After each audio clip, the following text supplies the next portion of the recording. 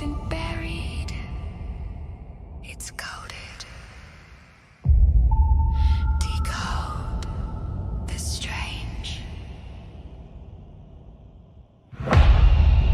In the circuits of the unknown, where the logic breathes and the data flows, we question what the code has shown and spark the light when no one goes. Clearly learned voices collide. I was looking at my bookshelf this morning, specifically at the horror section. Mhm. And obviously Dracula's there. It's always there. We kind of treat it like the furniture of the genre. It's foundational. It is. But when you actually pull it down and, really read it, not just remember the movies, you realize the title character, the Count, he's barely in it. He's a shadow, a presence, not a protagonist. Exactly. He's a presence. But the driving force, the engine of that book, it isn't the monster at all. It's the man hunting him. Professor Abraham Van Helsing, the man who arrives in the narrative like a storm front. A storm front, that's a perfect way to put it. And for the longest time, I just filed him away as the good guy. The white hat to Dracula's black cape. The plot device? Yeah, the plot device that brings the steaks and the garlic. But looking through the stack of research for today, the notes, the archives, the historical records, that feels like a massive disservice. He's arguably a much weirder, more complex figure than Dracula himself. I would agree with that entirely. I mean, if Dracula is a void creature of absence and death, Van Helsing is almost too full. He's just overflowing with contradictions. And that's not an accident, is it? Not at all. Yeah. When you look at the literary architecture of the novel, Van Helsing serves a very specific, very heavy function. Scholars often refer to him as an ontological archetype. Okay, hold on. We are, 2 minutes in and you are dropping ontological archetype. That sounds like something I'd nod at in a dinner party while secretly Googling it under the table. Oh, I know. It sounds heavy. Let's break that down for all of us. Ontology is the study of being, of existence. So what does it mean for a vampire hunter to be an ontological archetype? It sounds intimidating, but it's actually a beautiful concept. So think about the world of 1897. The Victorian era is ending. You have electric lights, you have typewriters, you have the phonograph. Science is winning. It's the age of aggressive rationalism. Right. Everything can be explained, measured, cataloged. Precisely. But Stoker is writing a story about a medieval monster, a creature of pure superstition. So you have this fundamental clash of worlds. The gaslight versus the shadow. That's it. And the characters in the book, Jonathan Harker, Dr. Seward, they are modern men. They are products of that scientific age. They cannot process the existence of a vampire. Their ontology, their understanding of what is, it just doesn't include the undead. Yeah, if they face Dracula alone, they lose because they can't even believe in him. It's like trying to fight a ghost you're convinced is just a trick of the light. Exactly. Look at Dr. Seward. He's a brilliant doctor running an asylum, but he tries to diagnose Renfield with schizophrenia or some kind of mania. He's trying to fit a supernatural square peg into a scientific round hole. It doesn't work. So Stoker needs a bridge. He needs a character who can stand in the middle. He needs a bridge, someone who can hold a crucifix in one hand and a scalpel in the other. Someone who creates a permission structure for these modern men to believe in the old magic. That is the ontological archetype. He literally changes the rules of their reality. Which explains why he is such a paradox. I mean, look at his resume in the book. He's a brain doctor, a man of cutting-edge science. He's doing blood transfusions. But his prescription is communion wafers and garlic flowers. He's a walking contradiction.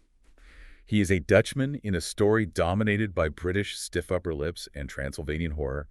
He speaks this broken, idiosyncratic English. We'll definitely get to that. Oh, we will. Yeah. He's funny, he's terrifying, he's kind, he's absolutely ruthless when he needs to be. And here is where our detective work begins. Because for a century, the assumption was that Bram Stoker just invented him. Yeah. That he sat down at a desk in London, thought, I need a quirky foreign doctor, and poof, there's Van Helsing. But that's not true, is it? Not even close. And we don't have to guess at this. We have Stoker's own confession. Confession implies guilt, but I know what you mean. Okay, fair enough. Let's call it an admission. In July 1897, right after the book was published, Stoker gave an interview to a journalist named Jane Stoddart for the British Weekly. It was a promotional tour, essentially. Standard author stuff. Right. And Stoddart writes, quite explicitly, Mr. Stoker told me that Van Helsing is founded on a real character. That is a direct quote. Founded on a real character. Verbatim. And Stoker doubles down on this. There's a preface he wrote for the Swedish and Icelandic editions of Dracula, which were published under the title Maktmerkrana, or Powers of Darkness. I've heard of that version. It's supposed to be even weirder. It is, and in that preface, he writes from an in-universe perspective, sort of blurring the line between fact and fiction. He describes the scientist who led the hunt and says he is too famous for his real name to remain hidden. I love that. He's just teasing the audience. He's saying, I changed the name, but if you're smart, you know who this is. It's a challenge. It's a breadcrumb trail. So, challenge accepted. That is our mission for this deep dive. We are going to act as literary detectives. But from what I've read in these notes, we aren't looking for one man, are we? It's not like we're going to pull back a curtain and find a guy named Abraham living in Amsterdam who hunted vampires on the weekends. No. If only it were that simple. As we go through the archives, it becomes very clear that Van Helsing isn't a portrait. He is a mosaic. I think the best word is a bricolage. A composite entity. Exactly. Stoker didn't copy one person. He stitched together psychiatrists, pastors, philologists, and demonologists. He took the best parts of the 19th century and built a monster hunter out of them. Okay, so let's start with the hard evidence. We have the text of the novel, obviously, but we also have Stoker's personal papers, the actual drafting notes. The Rosenbach notes. These are the holy grail for Dracula scholars. For a long time, we didn't even know where they were. They were rediscovered in 1970 at the Rosenbach Museum in Philadelphia. And what are they, like leather-bound journals? Oh, not at all. It was the opposite. It's this disorganized pile of scraps, hotel stationery, backs of envelopes, train schedules, where Stoker was working out the plot for 7 years. It's a working mess, which is what makes it so authentic. 7 years? That's a long time for a book to gestate. It is. He was a busy guy managing the Lyceum Theater. But when you look at the early years of those notes, you find something absolutely shocking. There is no Abraham Van Helsing. The character doesn't exist. The character exists functionally. Huh. The wise old man role is there from the beginning, but he isn't Dutch.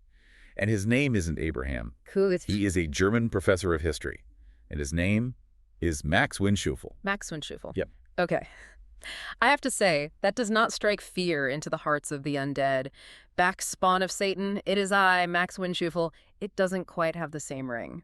It lacks a certain biblical gravitas, doesn't it? Yeah. But you have to put yourself in the context of the 1890s literary scene.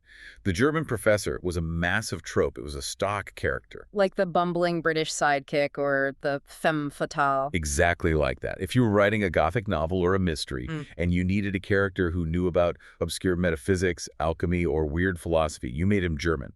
It was just shorthand for very, very smart in a weird, dusty way. Why German, though? Why not French or Italian? Because Germany was seen as the seat of Romanticism and the weird sciences. But more importantly for Stoker, the foundational scholarship on vampires was German. He was doing his research in the British Museum. He was reading Ossenfelder, Berger, Goethe. All the original sources. Right, all the seminal texts discussing the Nachtzehrer, the After-Devourer, a specific type of German vampire, were written in German. So logically, Stoker thought, if my hero knows this stuff, he must have read these books, therefore he must be German. It makes sense. Max Windschufel, the German historian. So he stays Max for years in the drafts. Why the pivot? What happens that turns him into a Dutchman named Abraham? There are a couple of reasons. One is sort of branding and one is thematic. Let's look at the name Abraham first. You just cannot ignore the weight of that name. It's the patriarch, Father Abraham. Exactly. Stoker is setting up a war between two fathers. You have Count Dracula, the Dark Father, who creates a lineage of the damned. He turns women into monsters. He births this dark family through his bite. So to fight him, you need the ultimate light father. Abraham, the man who leads his people through the wilderness away from a spiritual plague. Max is a guy you meet at a pub. Abraham is a prophet who leads a crusade. That makes total sense. It instantly raises the stakes from a ghost story to a holy war. But what about the nationality switch? Why dump the German heritage for the Netherlands? That is a bit more nuanced. I think, for one, by the late 1890s, the German professor trope was getting a bit stale, perhaps even a bit comical. The bit of a caricature. Yeah. But more importantly, the German vampire tradition, the Nachtzehrer, was very gritty and folk-based. It was about peasants chewing on their burial shrouds in the grave. By making him Dutch, Stoker aligned the character with a more cosmopolitan, liberal intellectualism. The Netherlands was a trading empire. It was a place where ideas from the East and West mingled. It makes him more worldly. Less of a dusty academic in a German university and more of a man of the world who travels and sees things. Precisely. But here is the thing that absolutely blew my mind when I was going through the linguistic analysis in these notes.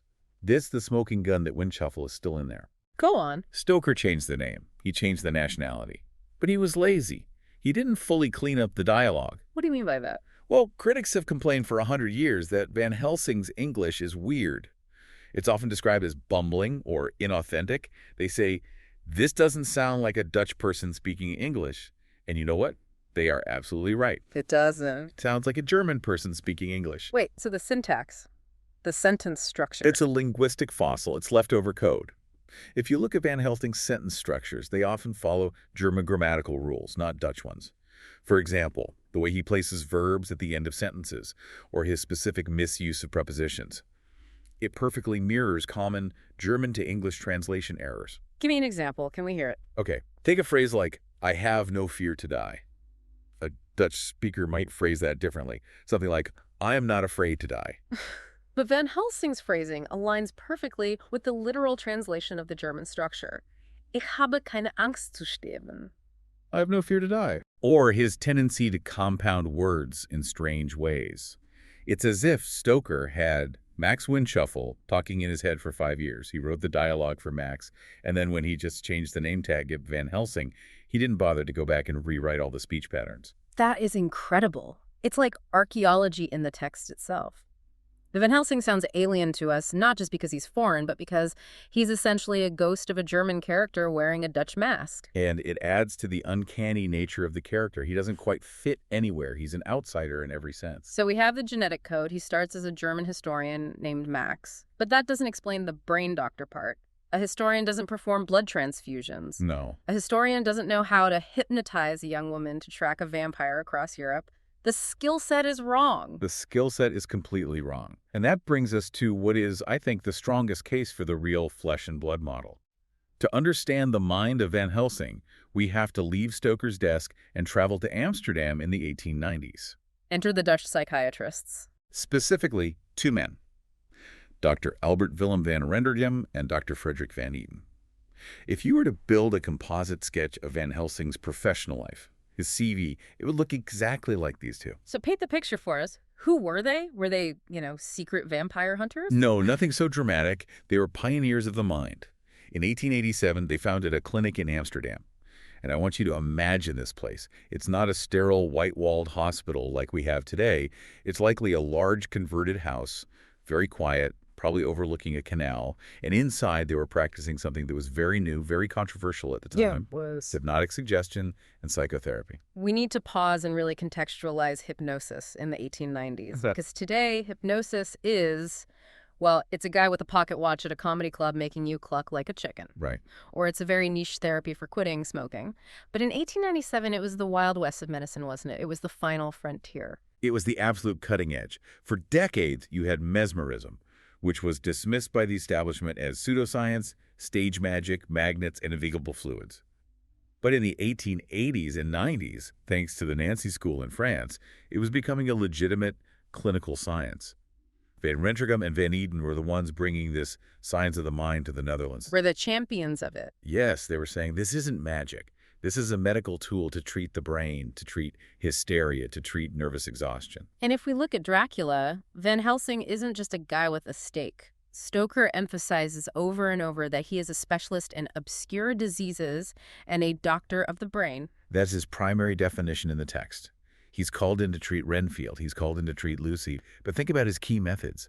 How does he track Dracula in the final act of the book? He doesn't use footprints. He doesn't use a bloodhound. He puts Mina Harker into a hypnotic trance. Yes. The scenes at sunrise and sunset. Which are so creepy. He hypnotizes her, and she can see through Dracula's eyes. She describes the sound of the water, the creaking of the ship, the lapping of the waves. That is pure clinical hypnosis as it was understood in 1897. That entire plot device requires a character who is a medical doctor, but who is also willing to engage with the occult fringes of science. Mm-hmm. A standard British surgeon of the time would never do that. He'd call it witchcraft. He'd dismiss it out of hand. But a Dutch specialist from the forward-thinking Amsterdam clinic, that is exactly his wheelhouse. It's his bread and butter. So the professional profile matches perfectly. But do we have a connection? I mean, did Stoker actually know these guys, or are we just seeing a coincidence? Well, this is where the detective work gets fun. We haven't found a letter that says, "Dear Bram, thanks for the lovely dinner. Love, Albert." But the social network analysis makes it almost impossible that they didn't overlap. It's a game of 6 degrees of separation, but really it's only about 2 degrees. Okay, walk us through the network. Who's the link? The key link is a man named Frederick Myers. Now, Myers was a fascinating figure, a poet, a classicist, and he was the secretary of the Society for Psychical Research, the SPR. I've heard of them. Weren't they the original ghost hunters and investigating mediums and telepathy and all that? They were, and Stoker was a close friend of Myers. They ran in the same circles of open-minded London intellectuals. Now, here's the connection. Frederick Myers was a frequent visitor to the Amsterdam clinic. He went there specifically to observe Van Rennekem and Van Eden's work. He wrote about it. He was fascinated by it. So it's easy to imagine. Myers goes to Amsterdam, sees these brain doctors doing incredible things with hypnosis, comes back to London, and tells his friend Bram Stoker over dinner at the Lyceum Theatre. It's highly, highly probable. Stoker loved hearing about the fringes of science. Then you have the literary connection. Okay. Edmund Gosse and William Heinemann. Heinemann was Stoker's publisher, the guy who literally put Dracula in print. An important guy to know. Very. He also published the English translation of Dr. Van Eden's literary work, because Van Eden was a writer, a poet, as well as a doctor. When Van Eden came to London to promote his book, he stayed at Edmund Gosse's house. Stoker was a regular at Gosse's house. The circles are just too tight for them not to have met. And there is a smoking gun, isn't there? Or at least an anecdotal smoking gun from the family. The grandmother's testimony. This is one of those things that, historians treat with caution, but it's too juicy to ignore. It comes from Tony Van Rentergem, who was Albert's grandson. He later worked in Hollywood, of all places. Right. In his autobiography, he claims that his grandmother, that's Albert's wife, sat him down one day and explicitly told him that Bram Stoker knew her husband. She just came out and said it. Your grandfather is Van Helsing. According to Tani, yes. She said Stoker knew him, was fascinated by his work, and used him as the model for the character in his famous book.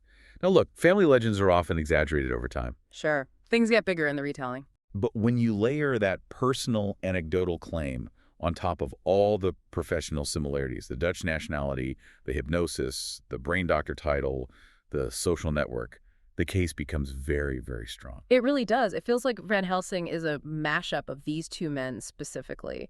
He has Van Rennerkem's clinical authority and his hypnotic skills, but he also has Van Eden's literary and philosophical depth. Van Eden was a philosopher and a poet. He held a doctorate in literature, a D.Lit, just like Van Helsing. So the Dutch psychiatrist theory covers the mind of the character. It explains why he understands the brain, why he is Dutch, and why he uses hypnosis as his secret weapon. There is a problem, a pretty significant hole in this theory. There is a massive problem, yes. These guys were civilized doctors. They were intellectuals. They sat in quiet, respectable parlors and talked about feelings and childhood trauma. They weren't breaking into tombs and cutting off heads with shovels. Exactly. If Van Helsing was just a carbon copy of Van Rentergem, the book would end very differently. He would sit Dracula down on a couch and ask him about his relationship with his mother. Tell me about your childhood in Wallachia. Right. The Dutch psychiatrists explain the mind, but they do not explain the violence. We cannot gloss over the violence in Dracula. Van Helsing is a brutal character when he needs to be. He leads a group of respectable Victorian gentlemen to exhume a corpse, cut off its head with a saw or a knife, and stuff its mouth with garlic. That is not standard procedure at the Amsterdam Psychotherapy Clinic. So where does the violence come from? Where does the monster hunter DNA, the practical knowledge of how to kill these things come from? For that, we have to leave the polite clinics of Amsterdam and go to Prussia. We need to go back in time to the early 18th century, and we need to meet a man named Georg Andreas Helling. Georg Andreas Helling, a Prussian demonologist. Well, he would have called himself a Lutheran pastor and a botanist. He lived in Angerburg, Prussia in the early 1700s. And he was a man of immense learning, a member of the Prussian Academy of Sciences. He wasn't so village mystic. A respectable scientist and man of God? Yes. But he lived in a place, the eastern borderlands, that was steeped in Slavic folklore and superstition. And he didn't just study it from a distance in a library. He lived through a real-life vampire panic. The 1710 Harz vampire incident, this is terrifying stuff, and it gives us the practical toolkit that Van Helsing uses in the novel. It absolutely does. Set the scene for us. 1710 Prussia. What's happening? There's a bubonic plague outbreak. The village of Harz is being decimated. People are dying in agony, swelling up, turning black. It's a scene of absolute horror. And in the absence of germ theory, the villagers turn to folklore to explain it. They need someone or something to blame. They blame an Uppers, the local word for a vampire. Yeah. They believed that the first person to die in the plague was somehow devouring their own burial shroud in the grave. And by chewing on the shroud, they were magically drawing the life out of their living neighbors and family. So what did they do, and where does Helsing fit in? Owen was the pastor. Yeah. He was a local authority figure. He documented the ritual that followed. And I want you to listen to this and think about the Lucy Weston Ross scene in Dracula. The villagers, in a state of terror and grief, went to the graveyard. At night. Probably. They exhumed the corpses of the recently deceased. They were looking for signs of life, undecayed flesh, flexible limbs, and especially blood in the mouth, which they thought was from chewing the shroud. The classic signs, which we now know are just natural stages of decomposition, but to them, in the dark with torches, it must look like life after death. Exactly. And when they didn't find a clear culprit, they made one. They mutilated a corpse to make it look like a vampire, to fit the profile. Then, in a very solemn atmosphere, while singing hymns, they performed the execution. And the method, it wasn't a stake, was it? Not just a stake. They used a spade, a shovel. They decapitated the body with the sharp edge of a spade. A spade. That's blunt force trauma. It's brutal. It's incredibly brutal. And then, and this is the detail that just haunts me, they threw the decapitated body back into the grave along with a living dog. A living dog? Why? To act as a guardian or maybe a scapegoat to carry the evil away. The folklore isn't entirely clear, but the sheer violence of it, the blend of religious singing and corpse mutilation. It sounds exactly like the climax of the Lucy Westenra arc. It mirrors it perfectly. Yeah. Think about Van Helsing leading the suitors, Arthur, Quincy, Seward de Lucy's tomb. It's a ritual, it's solemn. Van Helsing reads prayers from his book. There is a sense of holy duty.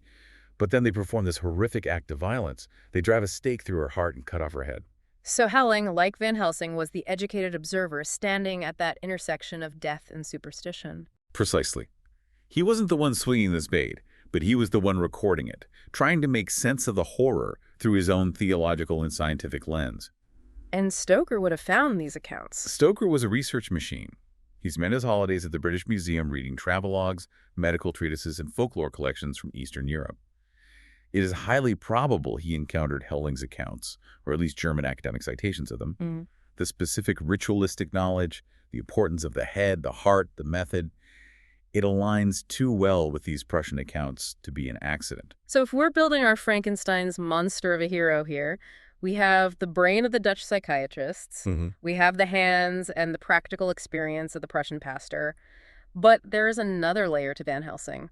He's also an authority figure. He's a guy who walks into a room, gives an order to British aristocrats, and they obey him without question. Where does that come from? The imperial expert, the official investigator. And this brings us to a man who is arguably the most famous name in vampire history, but usually for the exact opposite reason. Gerard Van Swieten. Van Swieten. I've definitely heard that name. He was a real vampire hunter, right? I feel like I've seen him in other movies or books. In a sense. But the reality is wonderfully ironic. Gerard Van Swieten was the personal physician to Empress Maria Theresa of Austria in the mid-1700s. He was Dutch-born, a brilliant doctor, a man of the Enlightenment. Right. And in 1755, a massive vampire panic hit the Austrian borderlands in places like Serbia and Moravia. The empire's freaking out. Totally. Reports of walking corpses and unexplained deaths were reaching the palace in Vienna. Villagers were digging up bodies. It was creating social unrest and chaos. So the empress says, I need my best man on this. She sends Van Swieten to the border to investigate. It's the original X-Files. She sends Mulder and Scully. She sends Scully. Only Scully. Van Swieten was a hardcore Enlightenment rationalist. He went there, he investigated, he saw the exhumed bodies, he interviewed the terrified villagers, and he went back to Vienna and wrote a treatise. It was called Abhandlung des Daseins der Gespenster, which means treatise on the existence of ghosts. And his conclusion was, It's all bunk. Really? That's Is it. it? He attributed it all to natural decomposition, to specific soil conditions that could preserve bodies, and to mass hysteria. He called the villagers ignorant and superstitious. And based on his report, the emperors passed laws prohibiting the opening of graves and the desecration of bodies. Van Swieten effectively killed the vampire through bureaucracy and science. So wait a minute. Stoker bases his ultimate vampire hunter on a guy who proved vampires don't exist. That's incredible. This is Stoker's genius. This is the move of a brilliant writer. He performs a literary inversion. He takes the figure of Van Swieten, the authoritative, Dutch-born imperial expert sent to the wild borders to solve a supernatural problem, but he completely flips the philosophy. So while the real Van Swieten used science to disprove the supernatural, The fictional Van Helsing uses science to prove the supernatural. Remember that famous line Van Helsing delivers to a skeptical Dr. Seward? It is the fault of our science that it wants to explain all. And if it explain not, then it says there is nothing to explain. that is a direct critique of guys like Van Swieten. He's calling him out. Exactly. It's a shot across the bow of Enlightenment arrogance. Van Helsing is a romantic reimagining of that historical moment. Stoker asks, what if the rationalist doctor arrived in the village, looked at the evidence, and realized the peasants were right all along? What if science had to expand to include the monster? That is such a cool what if. It's like Stoker is rewriting history to make the world scarier and more mysterious. He's saying Van Swieten was wrong. He missed it. Or maybe he's saying that true science shouldn't be blind to things it doesn't understand yet. Van Swieten was closed-minded in his rationalism. Van Helsing is open-minded. That is his real superpower. So we have the Dutchman, the doctor, the hunter, and the authority. But we still have that name hanging around in the notes from the very beginning. Max. Ah, yes. The ghost of Max Winchell. This points us to one more key figure, and it's less about his actions and more about his public profile. Friedrich Max Müller. Max Müller, the Oxford philologist. I assume this covers the celebrity scientist aspect. Precisely. In the late 19th century, Max Müller was a rock star academic, a celebrity scholar. He was a German expert in Eastern religions and languages based at Oxford. If you were drawing a famous scientist in 1897, Müller was the prototype. He was the Carl Sagan or Neil deGrasse Tyson of his day. And his specific expertise matches up with Van Helsing's weirdly specific knowledge base. Perfectly. Müller was a leading expert in the linguistic relationships between Finnish, Hungarian, and Turkish, the Finno-Ugric languages. And if you read Dracula, Van Helsing knows a suspicious amount about Transylvanian history and language. He gives these little lectures to the other characters on the history of the Sakli people and the various invasions of that land. That is pure Max Müller territory. So the Max in the original drafts was likely a nod to Max Müller. It's the famous scientist DNA. Remember, Stoker even mentions in that Swedish preface that the character is too famous for his real name to be hidden. That fits Müller's public status perfectly. Plus, Müller knew Henry Irving, Stoker's boss at the Lyceum Theater. They were in the same orbit. Stoker would have seen how people deferred to Müller, how he could hold a room with his intellect. Yeah, before we move on to the literary influences, we absolutely have to address the elephant in the room, or the Hungarian traveler in the room. The red herring. Because I feel like if I don't ask this, half our listeners are going to scream at their phones. Every time I look up Real Van Helsing online, one name pops up again and again. Armin van Buuren. The traveler, yes. Why is this the popular theory if, as the evidence suggests, it's probably wrong? I mean, even Dacre Stoker, Bram's great-grandnephew, pushes this theory hard in his prequel novel Dracul. It is a very seductive theory, and I get the appeal. Armin van Buuren was this incredible real-life character. He was a Hungarian traveler, a linguist, a spy. He walked across Central Asia disguised as a dervish. He met Stoker in London. He was charismatic, adventurous, and full of these wild tales about the East. People love the idea that this adventurous Hungarian sat Stoker down over brandy and told him the true story of Dracula. It's romantic. It's a great story. But the facts don't support it. The evidence is incredibly thin, bordering on non-existent. First, and most importantly, the Rosenbach notes, which are the primary evidence, the DNA of the mug, never once mention van Buuren in the character sketches for the Vampire Hunter. Not a single time. That seems like a big omission if he was the main inspiration. You'd think Stoker would write, like, Van Buuren somewhere on a scrap of paper. You'd think so. But the final nail in the coffin is the text of the novel itself. In Dracula, Van Helsing explicitly refers to his friend Arminius of Budapest University. Oh, I totally missed that. He talks about him as a separate person. Yes. He literally says, "My friend Arminius told me about this." Stoker distinguishes the source of the information, Arminius van Buuren, from the actor in the story, Van Helsing. If Van Buuren was Van Helsing, that line would make absolutely no sense. It would be Van Helsing talking about himself in the third person, which even for him is a bit of a stretch. And also, just practically speaking, Van Buuren wasn't a doctor. Not at all. He was a linguist and a diplomat. He couldn't have provided the medical framework, the blood transfusions, the brain surgery aspects that are so central to Van Helsing's character. He's a source of lore, certainly. He probably told Stoker about the geography of Transylvania and the history of Vlad the Impaler, but he's not the model for the character. So we can officially bust that myth. Vanbury is the consultant, not the hero. Precisely. He's the guy Van Helsing calls on the phone, metaphorically speaking, when he needs a specific bit of historical trivia. Okay, let's look at the literary DNA. Because characters don't just come from real people, they come from other books. Authors are always stealing from other authors. And Stoker was deeply influenced by his fellow Irishman, Sheridan Le Fanu. If you haven't read Le Fanu, he is the absolute master of the Gothic. He was writing chilling vampire stories long before Stoker was. And he has two characters in particular who are the clear literary grandparents of Van Helsing. Who are they? First, there's Dr. Martin Hesselius. He appears in the short story collection, In a Glass Darkly. Hesselius is described as a medical philosopher. His key characteristic is that he treats the supernatural as a pathology. As a disease. Yes. In the story Green Tea, which is one of the most terrifying things ever written, by the way, a clergyman is haunted by a demonic monkey that only he can see. Hesselius doesn't treat it as a spiritual problem. He treats it like a medical condition. He analyzes the patient's diet, too much green tea, he thinks, his nerves, his blood pressure. This is the exact blueprint for how Van Helsing diagnoses Lucy. He charts her symptoms, he checks her blood, he monitors her sleep. He treats the vampire attack as a clinical illness first. So that's the medical framework. What about the hunter side of things? That comes from Baron Vordenberg in Le Fanu's Carmilla. Carmilla is the famous lesbian vampire story that predates Dracula by about 25 years. Vordenberg is the expert who arrives near the end of the story. He's the one who has the specific lore. He knows the system of principles required to kill the vampire. He knows which ancient map to consult to find her tomb. He brings the toolkit. So Van Helsing is basically Dr. Hesselius' medical brain inside Baron Vordenberg's vampire hunting body. With a Dutch accent borrowed from Gerard van Swieten and Van Rennergum's hypnosis skills. It really is a bricolage. He just took all the best parts and stuck them together. And we see this fusion in his titles. Stoker is very specific about the letters he gives Van Helsing after his name. MD, DPH, DLit. Those aren't just random letters to make him sound smart. They are a formula. They explain how he wins. Break that down for me. Okay, the MD, the doctor of medicine, is for the body. It enables the blood transfusions. And by the way, we have to remember, blood transfusion in 1897 was terrifying, avant-garde science. It was basically sci-fi. Right, it wasn't a routine procedure. Not at all. Then you have the DPH, the doctor of philosophy. That's for the mind and the soul. It gives him the metaphysical framework to accept that a vampire can even exist.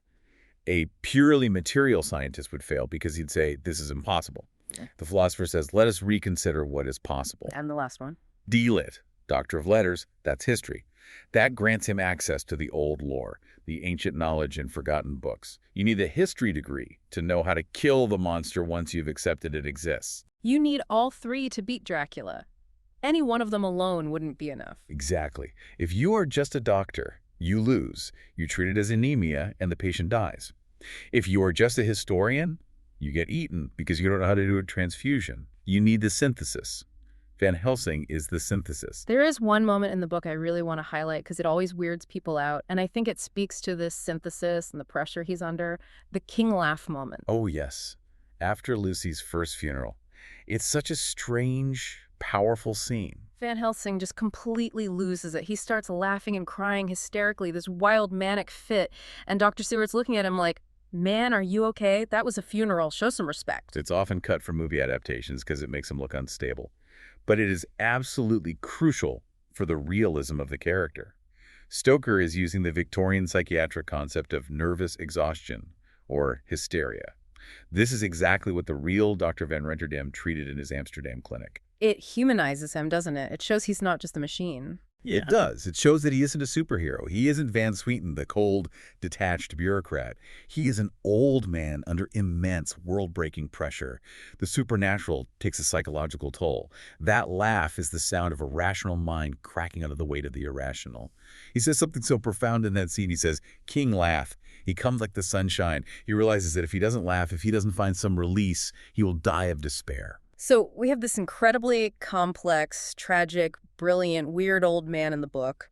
But pop culture kind of, well, it flattened him, didn't it? The fictional afterlife of Van Helsing is a whole other beast. It's fascinating. Yeah. In the book, he is a tragic figure. He mentions he once had a son who is dead. He mentions his wife, who went insane from grief. Dead to me, he says. His line is ending. He's doing this not for his own future, but for the future of others. He's the last of his kind, a lonely hero. But Hollywood couldn't handle that. We need sequels. We need franchises. So Hammer Horror gave him a granddaughter in the film Dracula A.D. 1972. And then Hugh Jackman turned him into a long-haired action hero with a machine gun crossbow. The Warrior Cast. The 2004 film, the TV series. They all tend to turn the Van Helsings into a family of slayers, a bloodline. It completely misses the point of the original character being this elderly professor who has to use his brain, not his biceps. It turns him into a superhero. There is one subversion I love, though, that goes the other way.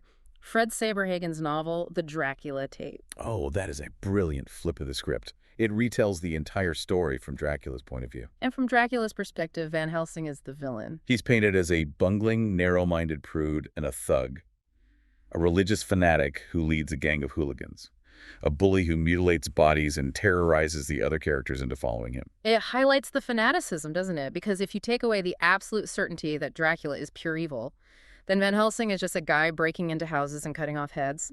It exposes the very fine line between the zealous hero and the dangerous fanatic. It asks the question, what kind of person wants to hunt monsters? It takes a certain kind of madness to fight madness.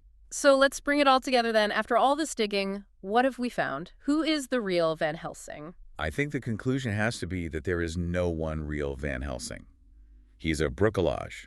He is a composite construction built from the best minds and moments of the 19th century. He has the hypnotic skill and the modern psychiatric framework of Van Renderkem. The grit and the blade and the folk knowledge of Georg Andreas Helling. The authority and the official sanction of Gerard Van Swieten, but inverted. The name and the fame and the polymath knowledge of Max Miller. And the literary function, the very role in the story of Le Fanu's detectives. Stoker took the best parts of his century, the science, the folklore, the history, the exploration, and he built a person out of them, a person perfectly designed for one task. To kill the monster that represented the past. And that is why he endures. Stoker created Van Helsing to resolve the central tension of his time. He is the embodiment of the Victorian desire to reconcile electric lights and typewriters with ancient primal fears. He's the proof that you can have both, that you can be a man of science and still believe in the devil, that the two aren't mutually exclusive. He proves that even in a modern age of science, we still crave an old man with an open mind to tell us how to survive the dark. We need someone who knows how to use the microscope and the crucifix. That is a powerful thought. We think we have outgrown the monsters, but maybe we still feel the need for the monster hunters, just in case. Just in case. Well, that is all the time we have for this deep dive into the archives of Bram Stoker. It turns out the Doctor is just as fascinating, if not more so, than the Count. I would definitely argue more so. Thanks for listening, everyone. Keep your mind open, keep your garlic fresh, and we will see you next time.